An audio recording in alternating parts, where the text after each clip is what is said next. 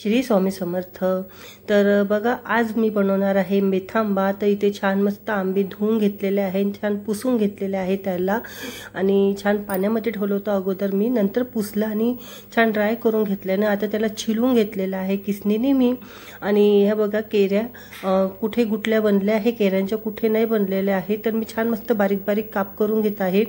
तर बघा, आणि गोड म्हणजे थोडासा आंबट आणि गोड असा आंबा होता, तरी पण थोडासा आमसूरच होता आणि कैरी थोडीशी जास्त म्हणजे आंबट नाही राहत आणि मस्त आंबा होता। तर त्याला छान मी काप करून घेत आहे, त्याचे जेवढे म्हणजे आपल्याला हवं, मोठे पतले जसे पाहिजे। आणि इथे मी घेतलेला आहे बेसिक मसाले, मोहरी, जिरा, तिखट, हळद, बेसिकच मसाले लागणार आहे। आणि घेतलेला आहे मोहरी जास्त लागणार आहे आपल्याला।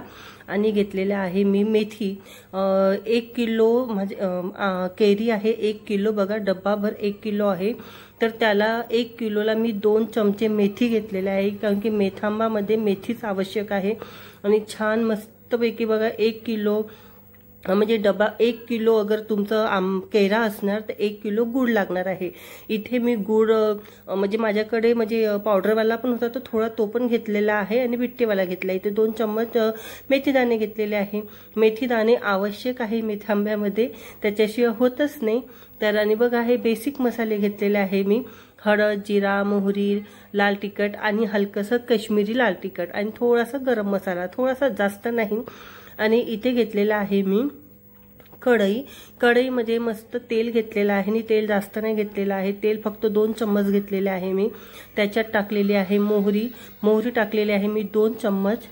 आणि छान मस्त मोहरी तुम्ही तडतडू द्या, कारण की मोहरी तडतडणं खूप आवश्यक आहे, नाही तर तुमची कडसर लागते।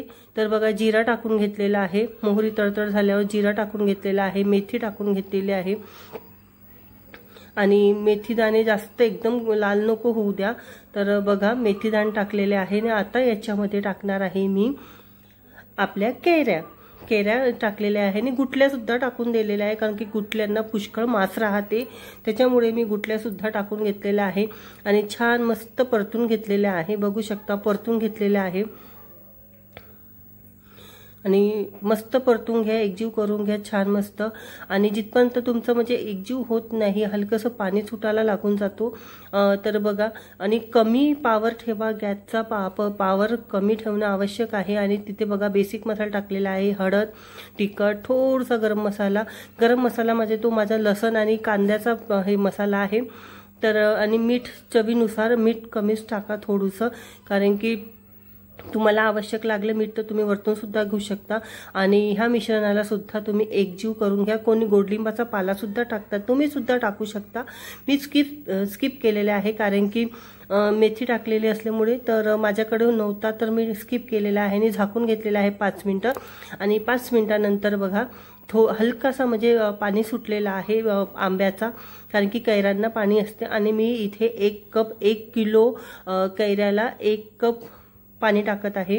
आणि पाणी याच्यासाठी टाकत आहे कारण की मला मेथांबा थोडंसं जास्त शिजून घ्यायचा आहे, जेणेकरून तो जॅम सारखा लागणार, तर मुरब्यासारखा लागणार। तर बघा इथे 1 कप पाणी टाकून घेतलेलं आहे आणि त्याला थोडंसं खतकी येतपर्यंत झाकून घेणार आहे। आणि खतखत झाल्यानंतर तुम्ही याच्यामध्ये गूळ टाका।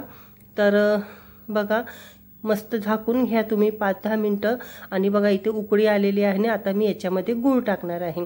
गुळाचं प्रमाण मी तुम्हाला सांगितलेलेच आहे, 1 किलो गूळ, 1 किलो कैऱ्या तर 1 किलो गूळ। आणि गूळ म्हणजे कैऱ्याच्या आंबट गोडवर पण अवलंबून आहे। तर बघा इथे छान मस्त गूळ टाकलेला आहे आणि गूळ मस्त एकजीव करून घ्या तुम्ही, आणि तुम्ही साखर सुद्धा घालू शकता। तर बघा, आणि गूळ झाल्यानंतर छान त्याला 5-10 मिनिटं गूळ छान मुरून गेलेला आहे बघा, आणि असा कलर आला आहे, कारण की आपण गूळ टाकलेला आहे। आणि तुम्ही साखर टाकाल तर थोडा पिवळा रंग येतो। तर असा तयार आहे आपला मेथांबा।